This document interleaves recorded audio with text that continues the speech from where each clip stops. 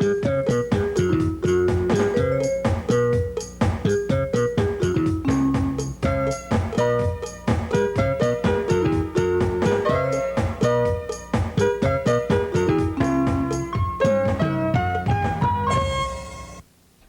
and welcome to Speaking of Summit. I am HYACINTH ESSON. Your regular host Beth Pincus is off this month, and we have the ever-present Mayor.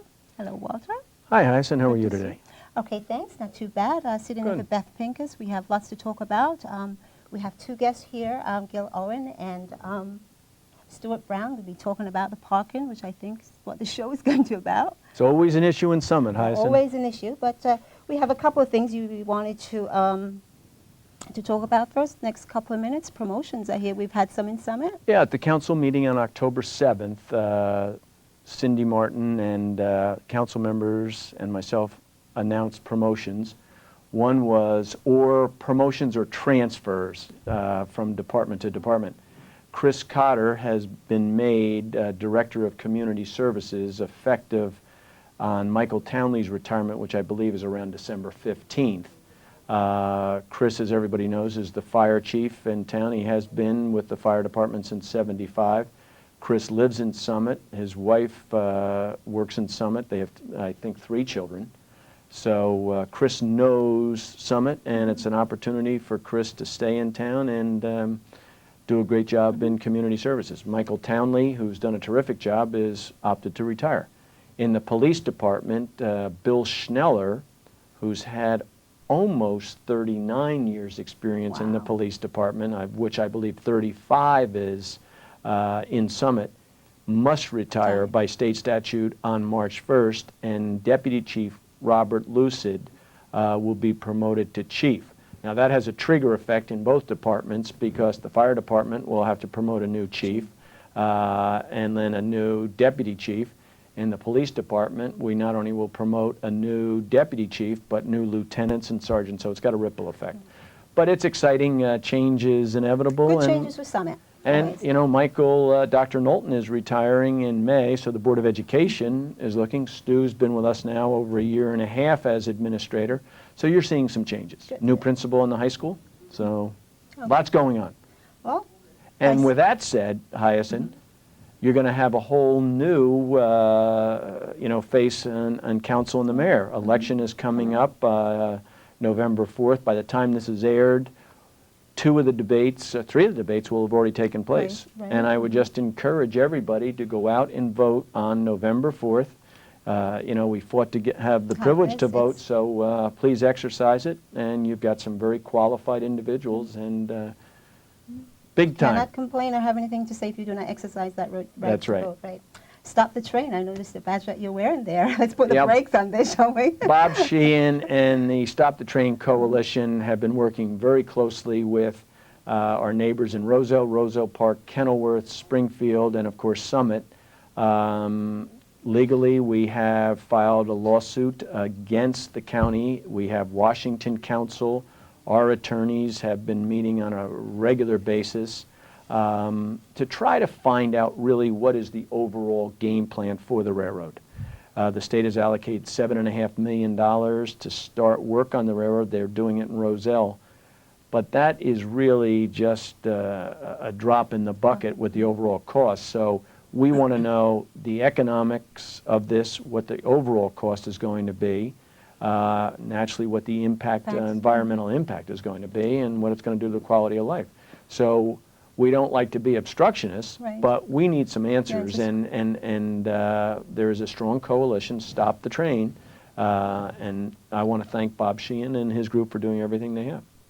Okay, great. Well, parking. It's you know, it's a common conversation in Gil's Summit. been in Summit a lot longer than I have, but and I'm sure he heard about parking. It's been a problem for as long as the car has existed, I guess. And when I got elected, one of the first things we did is talk about the parking situation, and we built the 504-car parking garage. We all know we have an excellent commute to New York City. That garage is filled. We've invested in our downtown infrastructure, and you know, we have a vibrant, active downtown. And the good news is we have one empty store. So it's a busy place. And when we started to do some work on the downtown, we put in a program for free parking for shoppers, 2 hours. And the program is working, but it needs to be fine-tuned. And as such, a committee has been formed, and Gil chairs that committee with Jerry Hale, and there are 3 components of that. What is There the is- name of this committee? SDI Yes.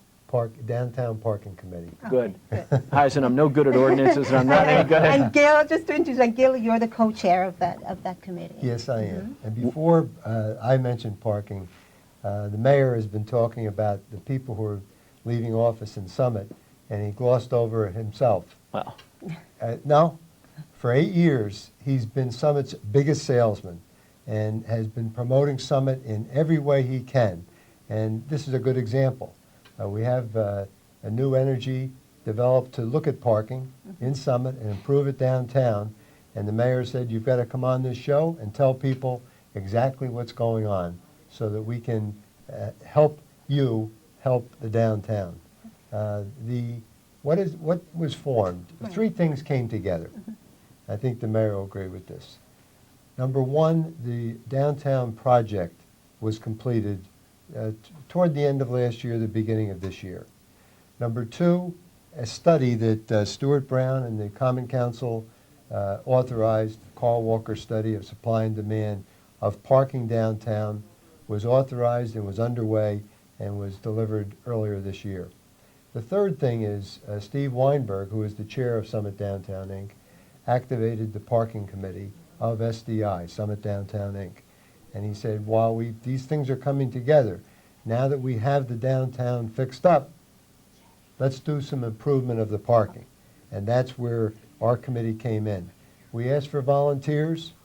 We have 30 people on the committee, which is unbelievable. In fact, Something Summit is very good at, there's volunteering. no question. The mayor knows that. Yes. it makes it work. Yeah. When Walt asked for volunteers, he gets them. When Steve Weinberg activated this committee and asked for volunteers, they came pouring out. And so it's been unbelievable, the energy that it's developed for this parking committee to be formed. And I'd like to bring myself to talk to Stu a little Stuart about Brown, as the a co-chair, city administrator, because rather. this is a partnership. It's a public-private partnership to help improve downtown parking. Would you agree with that? Oh, definitely. And like you and Walter mentioned, a couple of years ago we implemented the free parking system for customers, and that's kind of the centerpiece of our parking system. There's new signs that display that those lots are for customers, and the changes we're going to talk about are really to protect the sanctity of those spots, so shoppers have spaces to park in very easily when they drive into downtown. So the consultant Carl Walker was brought into the picture. Carl Walker summed up his report at a council meeting, and the bottom line is he stated that we were short about 300 spots. But he also said some of your people are parking in the wrong spots. The employees, let's say it. Right. So basically, the committee that Gil and Jerry chair has been broken into really 3 sections: short-term, intermediate, and long-term. Why don't we now focus on the short-term, what the recommendations were to council, what the dialogue was, what happened at the October 7th council meeting, and where we hope to go with this. And as Gil said, what we're really trying to do, and public, I hope you're listening to this, because at the October 21st council meeting, there may be an opportunity at that meeting to come in and express your concerns in the public comments portion of that meeting about parking. We're trying to communicate the immediate changes we would like to see in place, or the committee would like to see in place. And the reason for the urgency of this is the holiday season is upon us, and our merchants really in this economic environment need a good holiday season, which means we need space for shopper parking. Your turn now. For many of the retail people, the merchants downtown, the Christmas season makes or breaks their year. And Carl Walker identified in the park and shop lots, which are supposed to be for customers only, we have about 150 employees there and short-term meters that are parking there because they having a problem finding a place to park. Good. So our committee on the short term, what Jerry Hale, the co-chair, said, we have so many people in this committee, it's great. Let's put them all to work. So let's break it into short term, mid-term, and long term. And that was a great idea. And on the short-term basis, we took the report of Carl Walker, who said, you've got to get these employees out of the park and shop lots so the customers can use it, and you've got to get them from meter feeding in the short-term meters. So what we did, we devised a plan to free up some space and recognize space that is available on the other side of the railroad tracks, Chestnut Avenue, still will go into that, and some on the north of DeForest, where these employees who are parking in the park and shop lots can relocate permanently so that the shopper, when they come to those lots, will have a space to park. And maybe Stu could describe the details. Why don't of we that. start with the easy one that council approved last night, and I believe that's the Sampson lot and the Chestnut lot with the reduced rates and whatever. Sure. Why don't you start with that, Yeah, Stu? 2 lots. The Sampson lot, which is a lot adjacent to the middle school, most people don't realize it's the Sampson lot, is currently part of the general admission fees we have to the parking system. For $60 a month, you can park there, or $3 a day. And it's very underused. We have about 20 spaces utilized out of about 60. And what council passed last night was an ordinance that allowed us to reduce the monthly fee from $60 to $30 a month. Create a little bit of a financial incentive for people to walk a little bit further and use that lot. Likewise, the And in that lot, that could be used for employees or commuters. It That's would right. not be restricted. Anybody could park there. Exactly. But you need a hang tag to park there, and it must be prepaid? That's right. It has to be prepaid. People who pay by the day will pay the same $3 a day price, but those who are buying a monthly pass have the opportunity to cut their parking fee in half. Okay, Hang tag or a summit sticker. Yes. okay.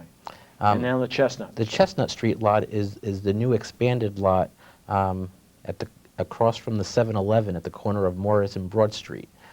By St. Teresa's, by the senior citizen, by the fire department, by the post office, in that area. Yes, and that lot really opened as it is today in January, and has about 20 spaces that are empty on a daily basis. So as a way to fill those spaces up, we reduced that fee from $60 a month to $40 a month because it's not underutilized as much. So same thing, create a financial incentive for people to park in what is a convenient lot, but a little bit out of the way. Good. So, and those 2 lots can be for employees or commuters. Summit commuters. Summit commuters. Okay. Let's go into the next step now. And the idea there is that everybody in the system, the patrons of the parking system, other than the shopper, that is the employees, the resident commuters, and the non-resident commuters, have to give a little so that we can make those spaces for the customers sacred, that they are for customers. And that's the whole purpose of this. So what we're trying to do is to get those people, educate them, and get them to park in the areas that those 2 areas, Sampson and Chestnut. And maybe, Stu, you would want to describe what's going on north of DeForest and also the garage, so we can come back to that. Before we get to that, Frank Masiosi, who chairs the short-term committee, made it very clear in the early presentations that no resident commuter would be displaced. And he had the spots and the numbers to support that. And I think that's the concept. No resident commuter will be denied a parking place. He may have to go, or he or she may have to go to another spot. All right. That's right. And the goal is the shift where some people park, and in doing so open up the appearance of spaces for more people. Okay. Gil mentioned, a separate ordinance last night was taking the 56 12-hour meters that are north of Springfield, Not the 90-minute meters in the downtown, but the I'm bad at ones direction. North of Springfield, is that near the Boris Building? towards the forest, towards Okay, the Boris Boris Building, Building. on Parmley, Up toward Euclid. Good. East Springfield, up Parmley, Euclid. There's a number of 12-hour meters that are open to general public, putting quarters in the meters. What council approved last night was putting bags over those meters and making those spots for employee permit holders only. So there you need a hang tag. You'll need a prepaid employee hang tag. You'll be able to park. You'll be able to go in and out as needed, and in spots that are very convenient to downtown businesses. So there are going to be 56 there, and aren't there some on the other side too?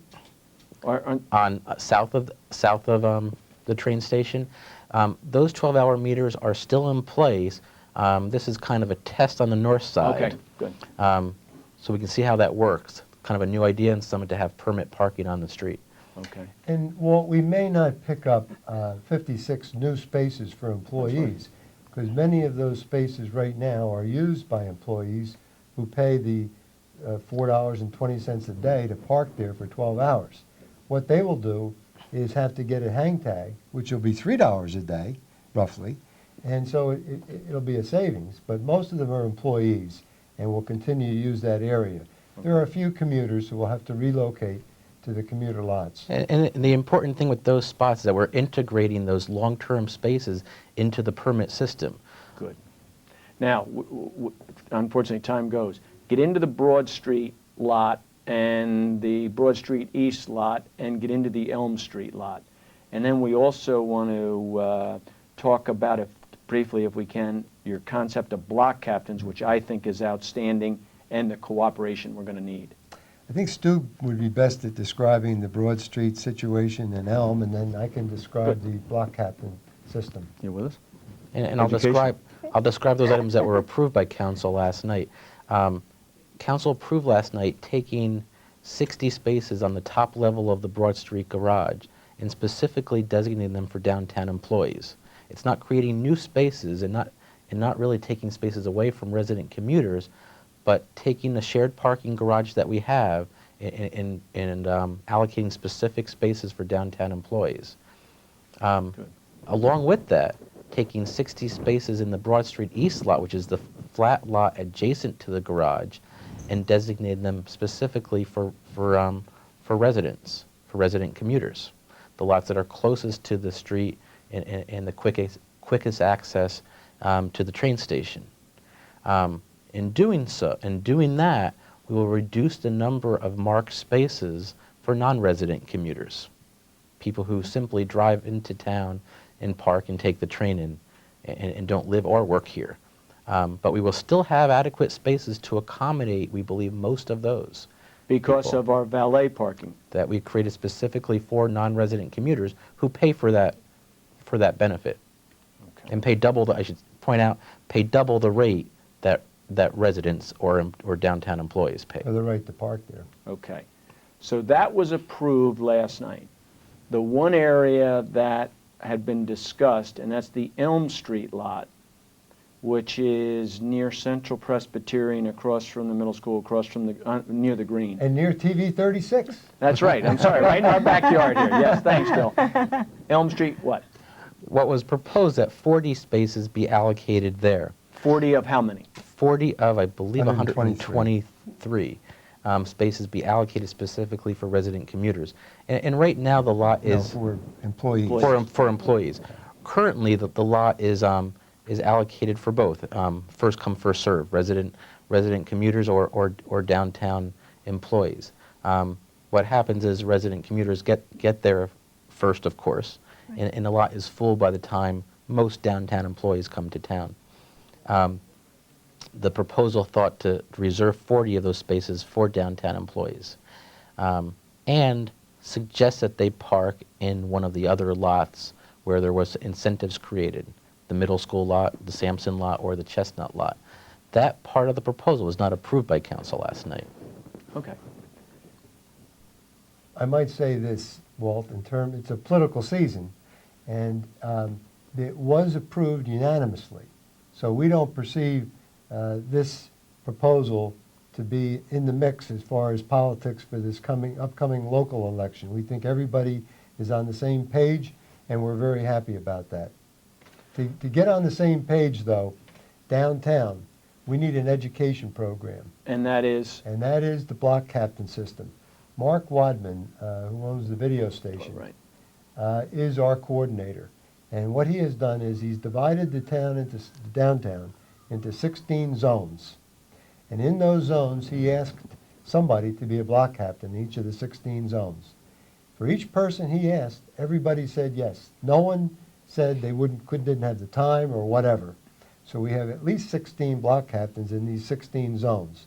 The purpose of that is for Mark and Jerry Hale and myself and Frank Masiosi, the chairman of our short-term subcommittee, to meet with the block captains, to meet with the people in their block, so that we go right into the community, downtown community, and see all the employers and the employees and explain this system to them, get them to understand it, to agree to follow it, and we will help them follow it to get these people who are parking in the customer lots and in the short-term meters into the spaces that we've described here.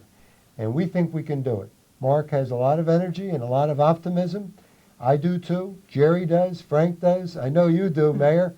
That's the whole idea, is to get a spirit of cooperation so that every single employer and employee downtown will say, we understand it, we're behind you, you can count on us.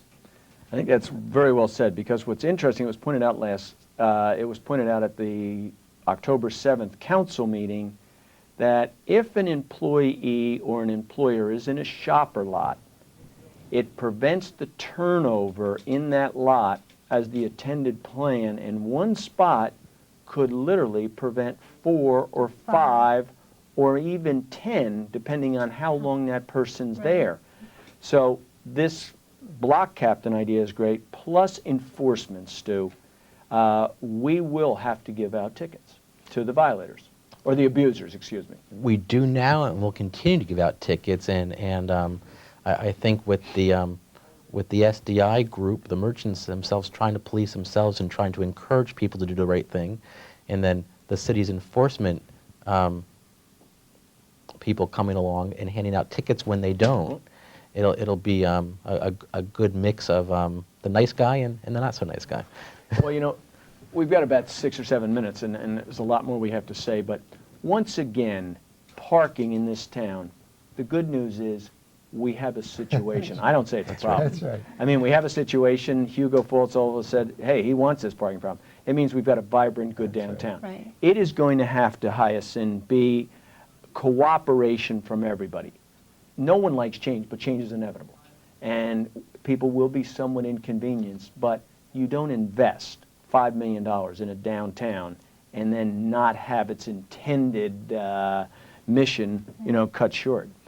So I applaud, and I know this was said last night, this committee has put hours and hours of work into this.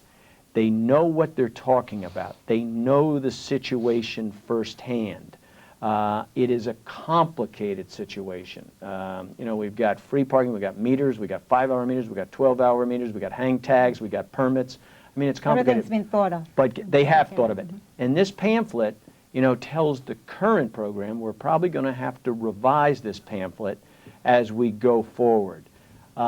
Stu and Gil, what else? Jerry Hale, the co-chair of the committee, has always said this, and he keeps saying it until everyone understands it. I understand it now. It's a continuum. Parking is a continuum. It's not, okay, now we have it, it's fixed, and we'll revisit it 2 years from now. It's almost a daily process of seeing what the problems are, adjusting, and being flexible so that we can adjust to the problems as they present themselves. And Jerry is absolutely right when he says that. And I think if we understand that it's a continuum and it will not be solved, it will be improved, but never solved. We just keep improving and working at it. That's what we have in mind. That's excellent. Stu? Oh, agreed. I think the partnership that the city has with SDI and other volunteer groups is demonstrated here. That, you know, we we've come to real meaningful solutions through collaboration. I would say that, you know, the resident commuters and the non-resident commuters, they have an advantage because of our excellent Midtown Direct. I mean, it's fabulous. So we don't want to disrupt that. We want to complement that. The same hand, you know, we've got a vibrant downtown. The resident commuters don't want to lose that vibrant downtown because the store owners can't attract, number one, employees to run those stores or work in the stores. And then if we don't have good employees in those stores, then the shoppers won't come in. If the shoppers don't come in and can't find a parking spot, we got a problem. So anyway, You're back to- Hyacinth, I'm hoping you got an education on parking today. I certainly think I did, but I really like the you know, getting the neighborhoods and having these captains. When do you, this is obviously a survey that is going on. What is It's in there. happening after the council approved the plan that Stu Okay. described? The block captains will start Okay, I see. after council approval, Approved, okay. which we have. And we will now start meeting with the block captains, and they will meet with the employers, employees. And by November 3rd, Okay, which is our kickoff day, we hope to have everything in place. okay, good, good. Sounds like a wonderful idea. It is a isn't wonderful it? idea. I want to thank Stu and Gil, their committee members, for really, they are correct. They've done their work. They've taken the Carl Walker information. I'm hoping council in time after the election will continue to work with the committee to make the necessary fine-tuning of this system, and I'm sure they will, because they've allocated the money for all the buildings. But of and course, what- that's the important thing, is working together. That's it. Working together and communicating. Absolutely. And that will certainly continue to make this city as vibrant, you know, as it is. We got a couple minutes, and I'll just say Yeah, we that have- when I first got into office, you know, people would call me, I got a parking ticket, I'm never coming back to your town, you know, how dare you, I shop there and whatnot. That was fairly frequent. And, you know, we had to lighten up a little bit, but you can't lighten up on violators. You got to give tickets. It is becoming less and less of a Good. complaint. It is working. When we fought had the arguments over that whether the shopper lot should be 3 or 2 hours, we went with 2. It's not ideal, but it works, or it's working better. If we can get this system into place where the employers and the employees get into the right spots, then we'll really have a true test of what our shoppers will. And remember, we've got the Short Hills Mall less than 1.5 miles, and so far we've been able to complement that. We got great restaurants. Our town opens up in the morning, closes late at night. It's a busy place. We got a minute. We want this holiday season for our merchants to be the best ever. And to do that, the customers must be able to park. And to do that, we've got to get the employees to cooperate and park outside of those lots and bring the customers in. Yes, Very because well said. that As customers- always. Thank you, man. Thanks, Thank you Stu. Thank you. And Gil, much. thank you. And Gail Oren let's and hope Hyacinth, Stuart Brown, thank you. thank Make you it work. very much. Well, that Hyacinth, is see you our after the show. election. Yes, we'll have a new mayor, and then Yeah. you'll be on your merry way. Thank you No, very I'm going to much. stick around. I'm going to work with Yeah. these guys on parking. Oh, good. Maybe I'll be even One be more promoted to volunteer a block here. captain. But I got to play by the rules, too. Well, it's good to see you, Walter. We'll Always, see you again Hyacinth. soon. Well, thank you very much for joining us. To remind you to get out there and vote this coming November. And Beth Pincus will be back with the mayor next month. See you. Thank you. Bye-bye.